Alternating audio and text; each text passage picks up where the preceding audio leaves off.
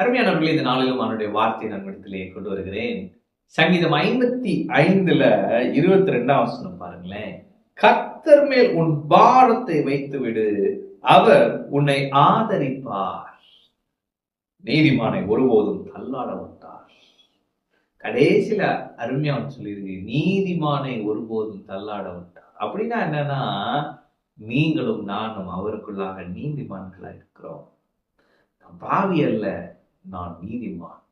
இயேசு கிறிஸ்துவின் இரத்தத்தினாலே கழுவப்பட்ட நீதிமான் நீங்களும் நானும். அப்ப நம்ம செயல்களின் அடிப்படையில நம்ம யாருன்றத தீர்மானிக்க கூடாது.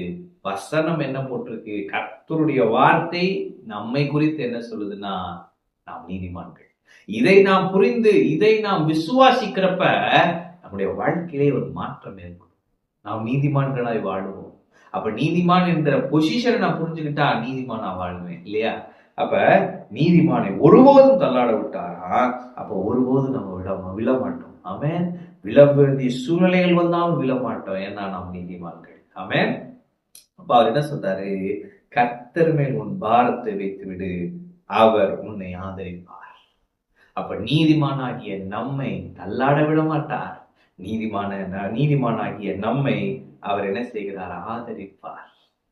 நம்ம என்னன்னா பேர்டன் ஃப்ரீயா வாழலாம். அவன் பாரத்தை எல்லாம் அவர் மேல வைக்கலாம். அப்படின்னு என்னன்னா பாரம் இல்லாம நிம்மதியா வாழலாம்.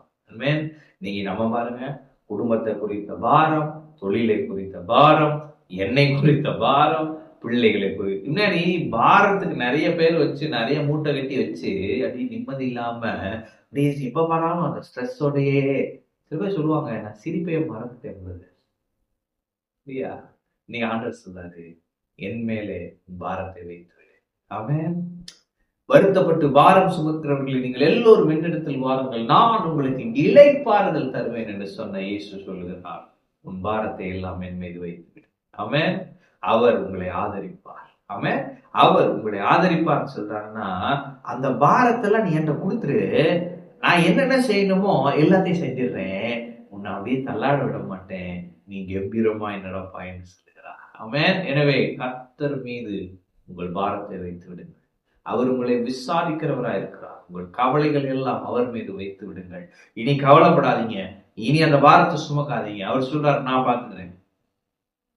ஆண்டவர் உங்க காரியத்தை பார்த்து பாருன்னா, அவரை மாதிரி பெஸ்டா யாருமே செய்ய முடியாது. எனவே உங்க பிரச்சனை, உங்க பிள்ளைங்க எதை வேணாலும் அந்த பாரத்தை அவர் மேல கொடுத்துருங்க, அவர் பார்த்துப்பாரு. அவன் அவர் கொடுக்குற இளைப்பாறுதல் அனுபவிங்க. அவர் உங்களை தள்ளாட விட மாட்டார். நீங்க கம்பீரமாய் நடப்பீங்க. நீதிமானுடைய பாதை ராஜ பாதை. எனவே நீங்க ஒரு ராயல் பாத்வேல நடப்பீங்க.